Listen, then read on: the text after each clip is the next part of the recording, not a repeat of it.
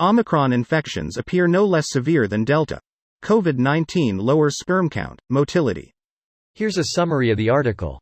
Omicron infections no less severe based on early UK data. Infections caused by the Omicron variant of the coronavirus do not appear to be less severe than infections from Delta, according to early data from the UK.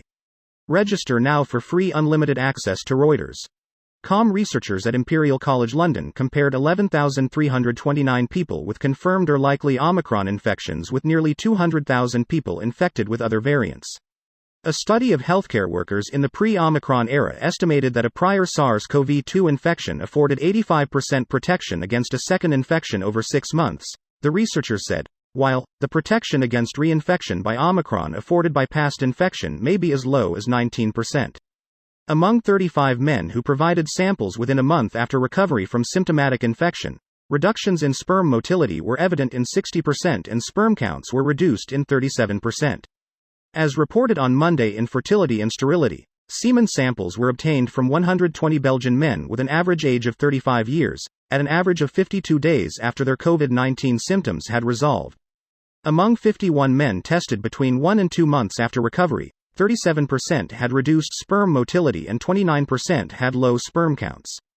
Among 34 men who provided semen samples at least 2 months after recovery, sperm motility was impaired in 28% and sperm counts were low in 6%. The severity of COVID-19 infection was not correlated with sperm characteristics. Couples with a desire for pregnancy should be warned that sperm quality after COVID-19 infection can be suboptimal, the researchers concluded. This post received a score of 5,300, with an upvote ratio of 88%. Here are the top comments in response to this article. Wasn't there an article that literally said the opposite posted here like an hour ago? Probably. Lots of people will do lots of studies and a judgment will be made based on aggregated data. As someone who recently had it, not sure the strain, I only lost smell, but I have noticed an overall sluggishness and lack of appetite that went well beyond my period of safe return to society.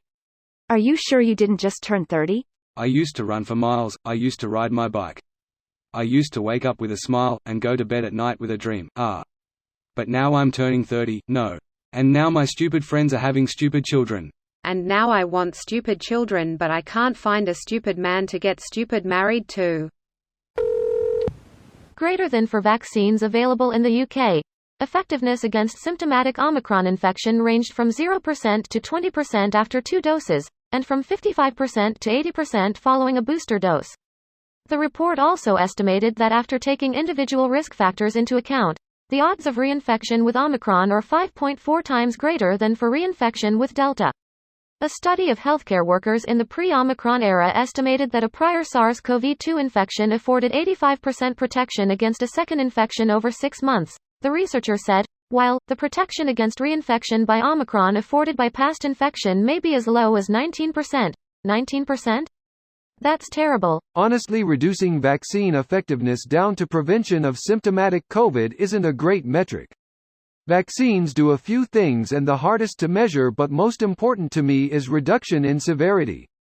However, a more digestible metric might use symptomatic reduction coupled with a point scoring system to identify severity reduction.